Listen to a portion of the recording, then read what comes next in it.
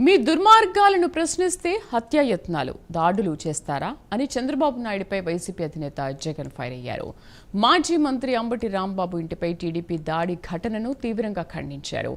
తిరుమల లడ్డూ ప్రసాదాన్ని అడ్డుపెట్టుకుని మీరు చేసిన కుట్ర విఫలం కావడంతో భంగపడి మా వారిపై దాడులు చేస్తారా అని ఆరోపించారు. ఇన్నాళ్లుగా భక్తుల మనోభావాలతో ఆడుకున్న మీరు ఇప్పుడు ప్రశ్నిస్తున్న వారిని మీ గూండాలతో చంపాలని చూస్తారా అని తీవ్ర ఆరోపణలు గుప్పించారు. నిజాలు బయటకొచ్చాయని తట్టుకోలేక హింసకు దిగుతారా అని ప్రశ్నిస్తున్నారు. మీ పాలనలో శాంతి భద్రతలు పూర్తిగా కూలిపోయి ఆంధ్రప్రదేశ్ రాష్ట్రం జంగిల్ రాజ్గా మారిపోయిందని అన్నారు.